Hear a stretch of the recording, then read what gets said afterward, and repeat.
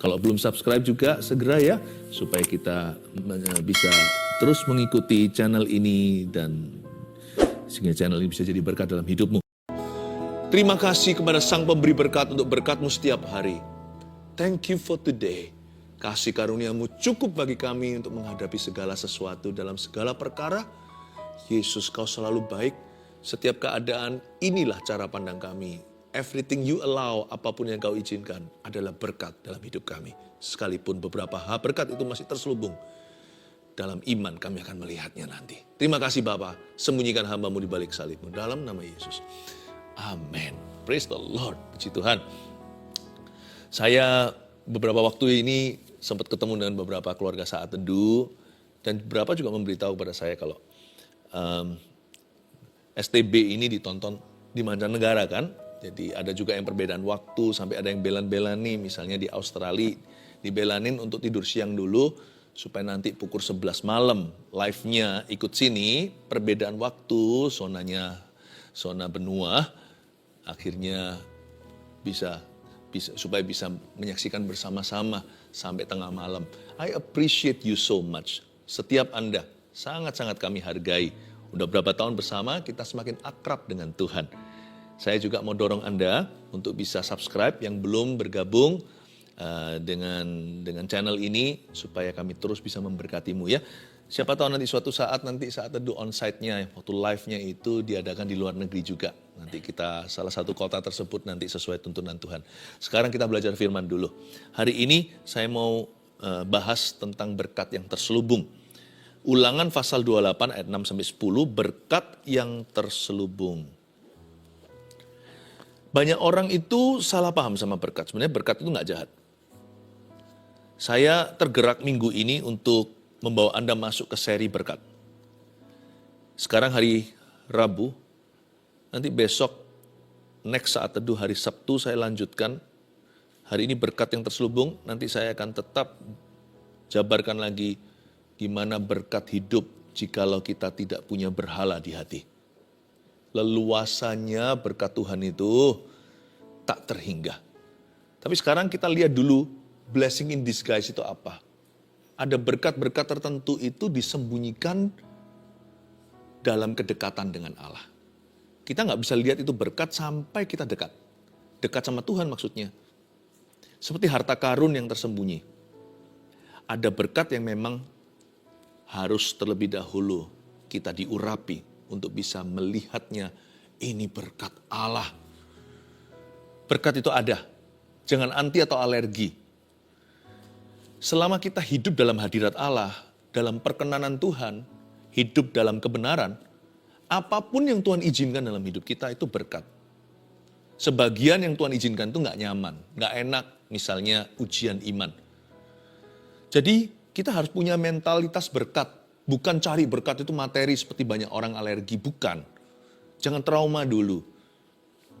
Daripada kita melihat Tuhan lalu curiga dan berkata, Tuhan jahat. No, saya kalau lihat Tuhan, karena saya punya iman, apapun yang dari Tuhan, baik yang baik maupun yang nggak enak, yang enak maupun yang nggak enak, yang baik maupun yang nampaknya buruk sekarang, baik itu sifatnya upah atau itu mungkin ujian, apapun yang Tuhan izinkan, saya nggak taruh curiga sama Tuhan. My God is the source of all my blessings. Tuhan saya adalah sumber segala berkat saya. Berkat kami itu dari Dia. Jadi apapun yang Tuhan izinkan, I take it as a blessing. Saya ambil itu mentah-mentah sebagai berkat Tuhan, lalu saya minta hikmat Tuhan. Ya, mari kita bermental berkat demikian. Kita menghargai Sang Pemberinya. Semua yang baik sempurna itu datang dari atas. Tidak taruh rasa curiga seperti Adam dan Hawa. Oh, I'm so blessed. You are blessed too. Kita semua diberkati. Kalau Anda ada bersama dengan orang lain di satu ruangan, atau Anda menonton bersama, katakan kepada orang kiri kanannya, God bless you. Tuhan memberkatimu. Ulangan 28 ayat 6-10 saya bacakan dulu. Diberkatilah engkau pada waktu masuk dan diberkatilah engkau pada waktu keluar. Tuhan akan membiarkan musuhmu yang maju berperang melawan engkau. Terpukul kalah olehmu. Bersatu jalan mereka akan menyerangi engkau, tetapi bertujuh jalan mereka akan lari dari depanmu. Tuhan akan memerintahkan berkat ke atasmu di dalam lumbungmu dan di dalam segala usahamu. Ia akan memberkati engkau di negeri yang diberikan kepadamu oleh Tuhan Allahmu. Tuhan akan menetapkan engkau sebagai umat-Nya yang kudus, seperti yang dijanjikannya dengan sumpah kepadamu, jika engkau berpegang pada perintah Tuhan Allahmu dan hidup menurut jalan yang ditunjukkannya. Maka segala bangsa di bumi akan melihat bahwa nama Tuhan telah disebut atasmu, dan mereka akan takut kepadamu. Coba lihat ayat 6 dulu. Diberkatilah engkau pada waktu masuk, dan diberkatilah engkau pada waktu keluar. Belajar hati-hati dan peka dan jeli dalam hadirat Allah. Dalam hidup ini perjalanan. Namanya perjalanan hidup. Jangan sampai kita itu cepat-cepat menilai sesuatu apa yang tampak mata di depan. Karena waktu kita masuk, kita tidak lihat berkat yang keluar. Bukan keluar itu hilang maksudnya. Ya, keluar masuk lalu lalangnya berkat itu seringkali kita luput. Waktu kita masuk, pandangan kita ke dalam ruangan. Padahal Tuhan juga memberkati jalan keluarnya. Dalam Tuhan itu, berkat itu selalu berdatangan. Ya, selalu lewat entrance, selalu lewat exit. Diberkatilah engkau pada waktu masuk, diberkatilah engkau pada waktu keluar. Tidak hanya satu dimensi, blessing is not flat. Ada berkat untuk masuknya, ada berkat untuk keluar. Misalnya, orang yang benar dalam Tuhan, orang benar maksudnya. Misalkan kalau dia pindah kota, ada berkat yang dia tinggalkan, tapi ada berkat yang akan dia songsong di kota baru. Pekerjaan baru, misalnya kalau lulus wisuda, Tuhan tidak pernah memberi kita berkat itu cuma satu arah. Keluar masuk kita diberkati. Berarti waktu kita lalu lalang di dalam dunia berkat Allah, pasti ada yang luput pandangan. Itulah sebabnya give room, kasih ruangan. Kasih ruang atau berikan ruangan untuk kita bisa mendapatkan berkat yang terselubung. Not everything is obvious today, not every blessing. Tidak semua berkat itu sekarang jelas sekali. Kasih ruang, kasih tempat agar Allah bekerja di dalam misteri. Dalam apa yang terselubung sekarang itu jangan cepat kecewa sama Tuhan. Blessing in disguise, apa yang tidak nampak mata, jangan cepat-cepat hakimi Bapa Sorgawi. Ada banyak berkat yang masih dikunci tersembunyi. Tapi kalau kita setia sama Tuhan, kalau kita percaya, suatu saat akan diwahyukan sama Tuhan. Ternyata selama ini yang kita kira ini pencobaan lah, kita kira ini tulah lah. Ternyata ada berkat di belakangnya. Di balik setiap pintu yang tertutup, tanpa saya sadari, kalau saya beriman, untung saya tidak meninggalkan Tuhan. Pintu itu tertutup satu, waktu saya noleh ke kanan atau ke kiri, ada 10 pintu lain terbuka. Kalau pintu itu tidak tertutup, saya tidak akan mencari pintu berikutnya yang terbuka. Ternyata pintu berikutnya yang terbuka itu lebih hebat, lebih dahsyat daripada pintu awal yang saya targetkan. Paham maksud saya? Jangan pernah menilai berkatmu hari ini. Berimanlah pada Tuhan, bahwa Tuhan itu sumber segala berkat kita. Jangan lekas kecewa, jangan mudah putus asa, patah semangat buat apa. Diberkatilah engkau pada waktu masuk, dan diberkatilah engkau pada waktu keluar. Tuhan akan membiarkan musuhmu yang maju berperang melawan engkau terpukul kalah olehmu. Tunggu dulu, waktu baca Alkitab nggak boleh kita hanya baca. Coba kita kadang-kadang berhenti di kata tertentu untuk renungkan apa yang barusan kita bacakan. Tuhan akan membiarkan musuhmu yang maju berperang melawan engkau terpukul kalah olehmu. Enak kan? Tunggu, coba dipenggal. Slow down dulu. Tuhan akan membiarkan musuhmu. Wah, nggak enak ini. Pernahkah Anda merasa kenapa Tuhan izinkan? Seolah-olah Tuhan biarkan musuh saya maju. Berperang melawan saya. Ini yang namanya berkat terselubung. Jangan cepat-cepat lempar handuk putih di ronde 1. Ronde baru pertama, tong, ronde 2. Kita lihat kenapa musuhku di atas angin. Kenapa musuhku beria-ria atas aku? Seolah-olah Tuhan membiarkan, karena ayatnya juga Tuhan akan membiarkan musuhmu yang maju berperang melawan engkau. Sebelum mereka terpukul kalah oleh kita pada akhirnya, atau sebelum pada akhirnya kita menang, seperti awal mulanya seolah-olah Tuhan membiarkan musuh kita maju berperang dulu lawan kita. Nggak takut apa? Kalau mereka itu bersatu jalan serang kita, meskipun nanti pada akhirnya mereka bertujuh jalan lari tunggang langgang. Tapi sebelum ronde berikutnya waktu kita menang, ronde pertama itu yang berdebar, itu yang deg-degan. Bersatu jalan loh mereka menyerang kita. Kalau bangsa Israel perang raja-raja dulu, itu raja-raja biasanya berkoalisi. Moab, Ammon, Filistin, orang-orang Kanaan, Yebus, orang-orang semua nama-nama raja-raja kota Kanaan tersebut. Mereka berkumpul jadi satu. Wah, ngeri itu. Coba bayangkan jumlah mereka itu seperti pasir di tepi pantai. Bangsa Israel itu hanyalah suatu umat yang jumlahnya kecil. Tapi kalau Tuhan izinkan berarti ada kemenangan besar. Asal jangan karena dosa kita. Asal jangan karena pemberontakan kita. Bagaimana dunia bisa tahu Allah Israel itu besar sekali? Ya memang harus diizinkan sekali-kali namanya peperangan besar melawan mereka. Harus diizinkan Goliat yang jauh lebih besar untuk menekan mereka. Bagaimana orang tahu kalau pada Daud ada Tuhan? Kalau Daud berantem dengan orang-orang sama size-nya. Tapi waktu Daud harus menghadapi Goliat yang 3 meter tingginya, orang tahu itu bukan karena si bocah sakti, tapi karena ada Allah Israel di baliknya. We want to know, kita mau tahu Yehovah Jireh, Allah yang menyediakan. Bagaimana kita tahu ngalami Allah yang menyediakan kalau kita tidak terlebih dahulu diizinkan mengalami sebuah atau suatu kekurangan. Atau pas-pasan, atau was-was, hati ini was-wasan. Persis jatuh temponya, aduh dari mana, tiba-tiba bisa on time segala sesuatu indah pada waktunya. Tepat pada waktunya itu kan gak boleh terlalu dini, gak boleh terlalu telat. Tidak boleh early, tidak boleh too late. Harus tepat waktunya. Jadi itu bisa kadang-kadang Tuhan izinkan kita itu tidak dapat jaminan sampai pada waktunya. Lalu ketika Tuhan turun tangan menolong kita, kita berlutut dan menengadah dengan tangan kita angkat ke sorga berkata, how great thou art. Ajaib Tuhan, Engkau Yehovah Jirehku, Allah yang menyediakan my provider.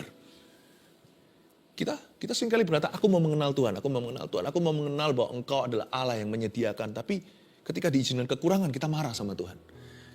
Ketika kita dikonfrontasi dengan sebuah kebutuhan atau sesuatu yang mendesak, yang jatuh tempo atau apa, lalu kita berkata Tuhan gak setia. Jangan cepat-cepat kita itu menuduh baru di ronde 1. Ronde 2-nya nanti itu loh, kita melihat bahwa musuh terpukul kalah oleh kita. Bagaimana kita bisa mengenal Yehovah Rafa, Allah penyembuh. Bukan berarti Tuhan memberi penyakit, tidak ya. Penyakit tidak datang dari Tuhan, jangan sesat kata Yakobus. Tuhan tidak mencobai dan dia tidak dicobai. Segala yang baik sempurna datang dari Bapa, Bapa segala terang. Tapi kalau Tuhan izinkan kita mengalami sakit penyakit, saya jadi ingat cerita tentang Yesus menyembuhkan seseorang di kitab Injil itu tercatat. Lalu ada yang tanya muridnya, siapa yang berdosa ya? Kenapa orang ini begini? Kenapa orang ini buta? Kenapa orang ini cacat begini? Apakah papanya, mamanya atau apa? Bukan. Yesus berkata, tapi supaya kemuliaan Allah dinyatakan atasnya. Wow, lalu orang itu melihat, lalu orang itu mengalami mujizat. Pernah sekali juga pada waktu akhirnya mati, semua orang menangis-nangis, Yesus suruh mereka keluar. Tinggalkan dengan keluarganya, Tuhan berkata dia hanya tidur. Bagaimana orang bisa tahu Yesus kebangkitan kalau tidak ada yang mati dulu dan Tuhan membangkitkannya kemudian. Lalu ada juga cerita bagaimana Tuhan Yesus berkata, murid-muridnya berkata, Tuhan apakah penyakit ini pasti akan membunuh orang ini? Dan Tuhan berkata, tidak, penyakit ini tidak akan mendatangkan kematian. Wah, luar biasa. Tuhan itu ingin sekali mewahyukan dirinya kepada kita. Ada berkat di dalam setiap masalah kita. Yang pertama tulis itu berkat yang terselubung di dalam masalah kita. Tuhan akan membiarkan musuhmu yang maju berperang melawan engkau terpukul kalah olehmu. Yang kita sukakan kalimat yang terakhir, terpukul kalah oleh kita.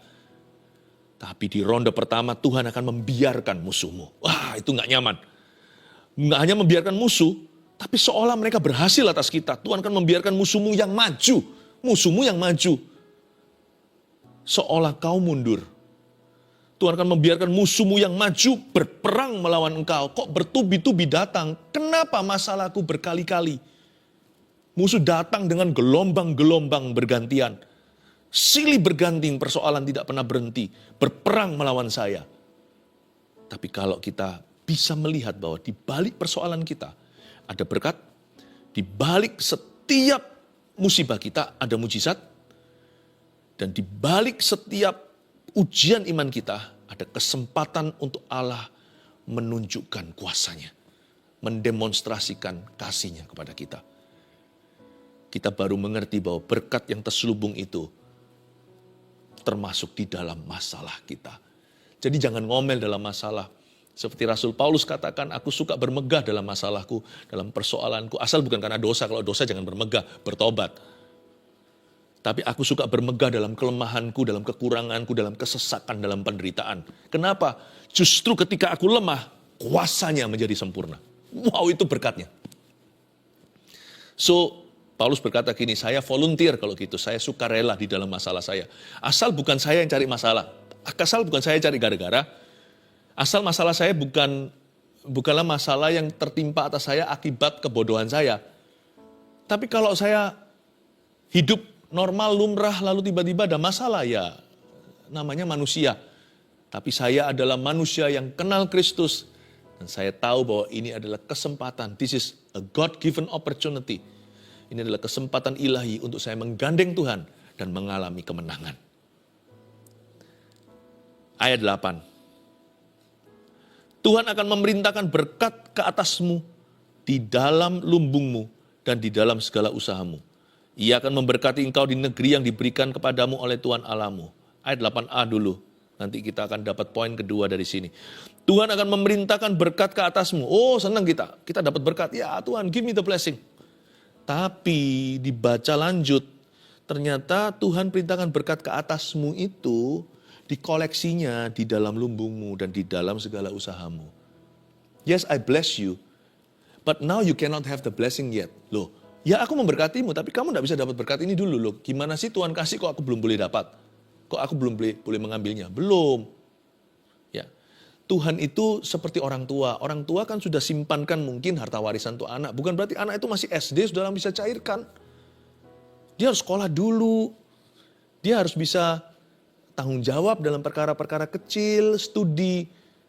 Mungkin sudah disiapkan. Contohnya, jikalau ada usaha yang suatu hari akan diteruskan oleh mereka, udah kira-kira kelihatan blueprintnya. Tapi anak itu belum lagi kuliah, masih SMA.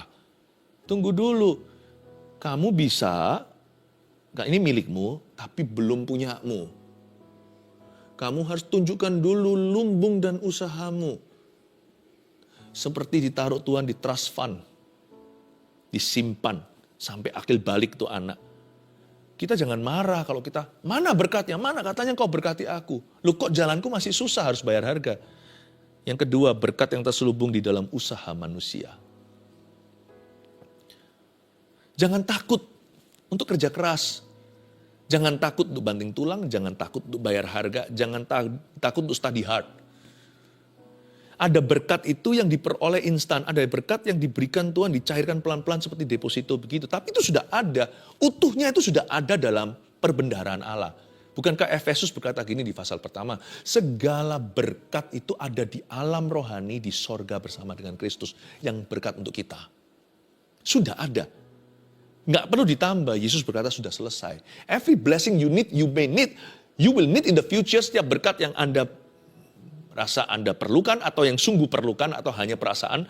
Dan berkat-berkat yang kemudian hari Anda akan butuhkan, semua itu sudah ada dalam Kristus. In Christ, Allahku akan mencukupkan dalam kekayaan kemuliaannya di dalam Kristus Yesus Tuhan. Itu bukan berkat materi aja, segala sesuatu, semua yang akan membuat hidup kita penuh. Everything ada di situ. Burukan English ya, English yang patah-patah, English yang salah. Kalau orang Indonesia bilang gitu, everything have. Orang Singapura ya, kalau dia pernah berkata everything have. Semua ada. Ya, semua sudah disimpan dalam hadirat Allah. Cuma nggak dicairkan. Sebab ada berkat yang memang diselubungkan dalam usahamu. Jadi Anda harus berusaha dulu. Dan kalau kita melangkah dengan iman baru kelihatan. Lihat itu 12 rasul. Mereka kan di atas perahu. Tapi sebelum mereka berusaha step out of the boat atau melangkah keluar dari perahunya. Padahal di depan itu badai topan. Badai topan itu. Dan itu semua lagi angin riuh. Angin ribut. Ombaknya nggak keruan. Server aja tenggelam. Pada waktu itu dari semua murid-muridnya. Yang diberkati hanya yang berusaha. Siapa yang berusaha? Petrus yang melangkah keluar. Dia yang jalan di atas air. Percuma Tuhan berkata sama yang 11 yang lainnya. Kamu akan jalan di atas air. Mereka berkata, amin Tuhan, amin, amin. Iman tanpa perbuatan, ya sami mawon, sama aja. Sama dengan mati iman itu. Kalau semua berkata amin, amin, tapi tidak berbuat sesuatu, ya nggak terjadi apa-apa. Hanya satu yang berkata amin, lalu dia mulai berusaha. Waktu dia mulai berusaha langkah pertama, jalan di atas air. Langkah kedua dia jalan. Tuhan itu menyertai usahanya. Menyertai langkahnya. Lalu waktu buktinya pada waktu dia mulai goyah alias mulai bimbang dan ragu, tenggelam kan? Tapi dalam tenggelam pun ada rescue. Jesus was to the rescue. Yesus menolong dia, mengangkat dia sekalipun dengan teguran kasih. Di mana imanmu? Kenapa kecil sekali imanmu? Kenapa kamu ragu? Tapi mendingan kita belajar dari kesalahan daripada nggak belajar apa-apa, hanya beriman pada perkataan tapi tidak pernah ada lanjutan perbuatan. Saya mendingan jadi Petrus yang ditegur daripada 11 yang tidak berbuat apa-apa. Saya mending jadi Petrus yang belajar dari kesalahan, tenggelam tapi nggak pernah diizinkan Tuhan tergeletak karena dia menopang tangan saya, daripada 11 orang itu yang gigit jari dengan teori. I think it's time ya. Kita nggak bisa berkata, Tuhan selamatkan keluargaku. Lalu kita nggak berbuat apa-apa. Meskipun nanti kalau kita berbuat sesuatu, kita injili, ajak ke gereja, kita doakan segalanya. Kalau terjadi apa-apa, kalau terjadi sesuatu orang-orang diselamatkan, it's not because of your effort. Bukan karena usahamu. Karena usaha kita nggak bisa mencelikkan mata rohani orang. Pasti itu. Saya sudah coba berkali-kali, kalau bukan Roh Kudus nggak mampu. Sampai ada terobosan, jikalau ada mata rohani yang dicelikan. Ya kan? Selaput itu jatuh dari mata mereka secara rohani maksudnya. Lalu mereka bisa melihat Kristus dan terang Injil itu. Mereka diselamatkan. Mereka bisa berubah sifatnya. Padahal sifat dasar. Itu semua bukan karena kegigihan Anda ajak ke gereja. Atau Anda taburkan firman. Atau doa-doamu. Bukan, itu semua karena anugerah by grace alone. Kasih karunia Allah. Tapi ternyata kasih karunia Allah itu nggak ompongan. Kasih karunia Tuhan itu ada yang diberikan instan, orang itu nggak layak menerimanya. Tapi ada jenis-jenis kasih karunia yang memang Tuhan simpan untuk orang yang berusaha. Paham maksud saya? Ada berkat yang diberikan cuma-cuma. Ada berkat yang diberikan dengan syarat. Tapi berkat yang diberikan dengan syarat ini nggak kalah hebatnya dengan cuma-cuma. Karena di sini Tuhan bermitra dengan kita. Ini partnership. Kalau berkat yang diberikan cuma-cuma itu sonship. Itu anak. Dikasih gitu aja. Bayi belum bisa apa-apa. Udah dikasih kamar yang bagus. Kasih semua yang terbaik yang papa mama sanggup belikan. Padahal dia belum bisa berjasa. Tapi saya nggak mau jadi bayi terus terhadap orang tua saya. Saya mau suatu hari jadi mitra mereka. Bisa saling percaya. Tak rasa berkatnya akan berbeda. Bayi akan dapat yang terbaik, tapi level bayi. Tapi kalau kita suatu hari partner kerja dengan orang tua kita, dan orang tua kita bangga dan kita tanggung jawab, saya yakin kepercayaan akan diberikan kepada anak yang besar, bukan yang bayi. Kepercayaan bukan hanya kepercayaan, kunci perusahaan. Kalau sama bayi mana mungkin kasih kunci perusahaan. Dia pasti kasih fasilitas untuk memomongnya. Tapi kepada yang bertanggung jawab, yang berusaha, yang menunjukkan jeripaya, yang sungguh-sungguh, yang menunjukkan bahwa dirinya bisa jadi orang kepercayaan. Orang seperti Tuhan kasih kunci. Jadi mari kita pahami dulu bahwa berkat yang terselubung dalam usaha kita. Saya kok merasa ada di antara Anda yang keluarga saat itu yang sebentar lagi akan pergi jauh, berlayar kayak atau kemana, pokoknya jauh kerjanya dari keluarga. Dan memang bukan pilihan, kalau Anda bisa milih mungkin tidak pilih pekerjaan ini, tapi memang pekerjaan ini yang memilihmu. Dan Anda tidak punya banyak pilihan, Anda perlu menyambung kehidupan. Izinkan saya mengatakan ini bukan dari idealnya, saya berdoa supaya Anda suatu saat menemukan pekerjaan yang Anda nggak usah pisah-pisah dengan keluarga. Tapi saya merasa sekarang ini appropriate, di timing sekarang ini, waktu ini saya rasa ini rema. Go with God's blessing. Pergi dengan berkat Kristus. Jangan berzina, jangan jadi orang yang salah. Jangan Janganlah berdiri di jalan orang berdosa, jangan ikut-ikuti sedap-sedapan mereka. But go, kalau itu mencari nafkah. Tuhan akan menyertaimu, harimu akan terasa lebih singkat, baik dirimu yang meninggalkan keluarga atau keluarga yang harus ditinggalkan, karena Anda berlayar atau kemana.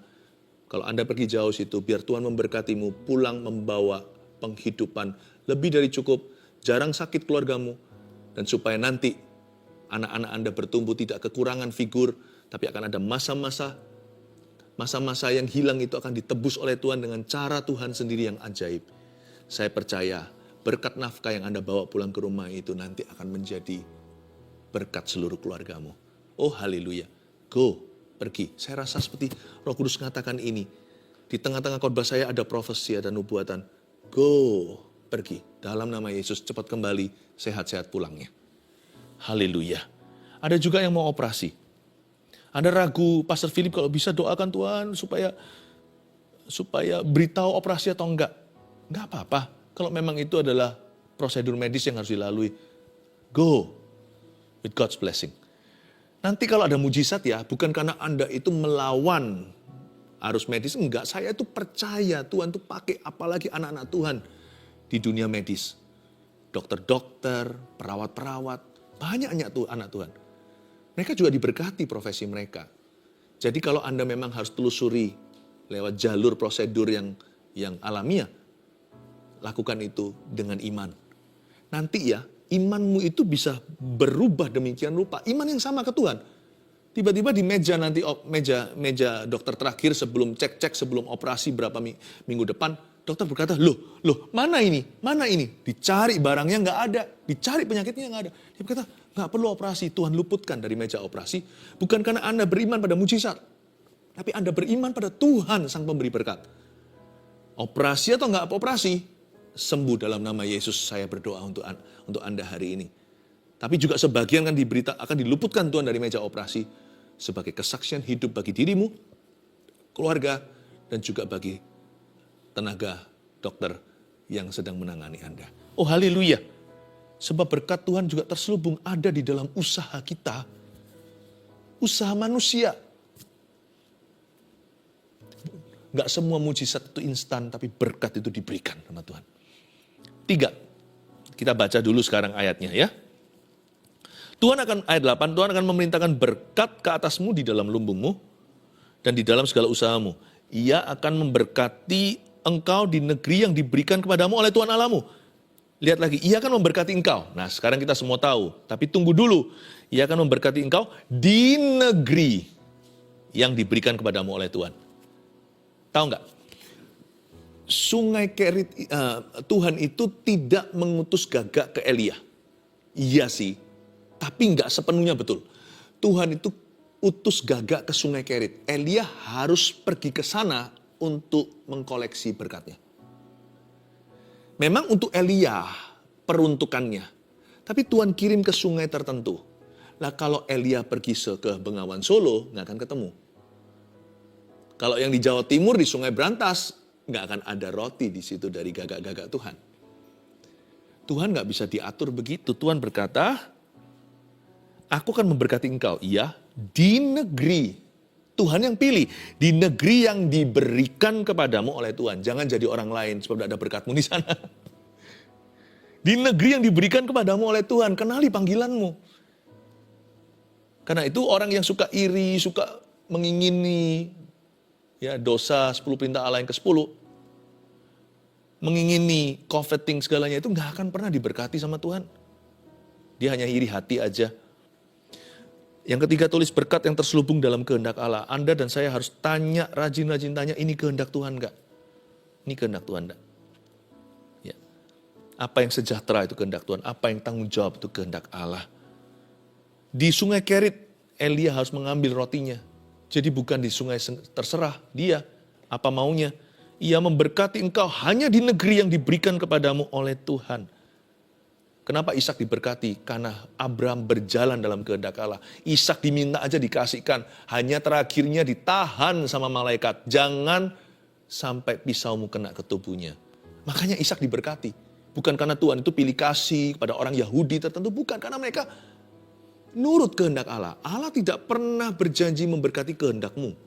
Bahkan Yesus Kristus sebagai mana manusia, anak manusia, waktu sebagai Mesias Juru Selamat kita, harus mewakili kita aja. Tuhan Yesus saja harus mendoakan ini di Getsemani. Let your will not mine be done. Bukan kehendakku tapi kehendakmu yang jadi. Kehendak Bapa jangan ditawar. Tidak ada berkat di dalam apa yang melanggar kehendaknya. Makanya orang kepahitan bisa diberkati nggak? Nggak bisa. Karena Tuhan punya kehendak itu pengampunan. Kamu diampuni, ampunilah seperti kamu diampuni. Luar biasa. Ada berkat nggak di dalam amoralitas? Percabulan. Sudah tinggal bareng sama pacarnya. Nggak ada. Karena Tuhan punya berkat itu ada pada kehendaknya. Kehendak Allah adalah ini. Paulus menulis dalam suratnya, pengudusanmu. Wow. Repentance. Kalau kita sudah salah sama Tuhan, ada berkat Tuhan dalam pertobatan. Repentance. Jadi saya sekarang ngerti ternyata Ishak diberkati karena Abraham taat. Karena Abraham ikut kehendak Tuhan, bukan kehendaknya dia. Kalau kehendaknya dia nggak mungkin dikorbankan. Tuhan akan menetapkan engkau sebagai umatnya yang kudus. Seperti yang dijanjikannya dengan sumpah kepadamu jika engkau berpegang pada perintah Tuhan Allahmu. Seperti Abraham dan hidup menurut jalan yang ditunjukkannya. Maka segala bangsa di bumi akan melihat bahwa nama Tuhan telah disebut atasmu.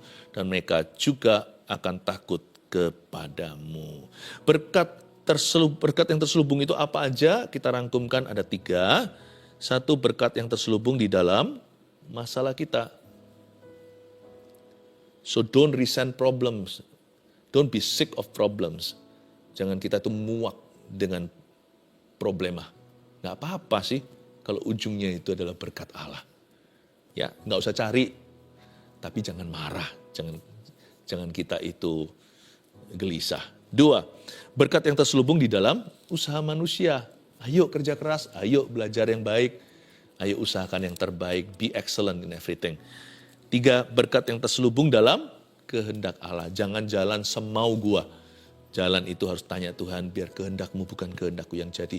Segala sesuatu baik itu jodoh, kerja, pelayanan, everything. Terima kasih. Berkati Tuhan, angkat tangan segera. Terimalah berkat dari Allah Bapa, kasih setia dari Tuhan Yesus, pengurapan dari Roh Kudus sampai selamanya. Di dalam nama Yesus. Haleluya. Amin. And there I find you in the mystery.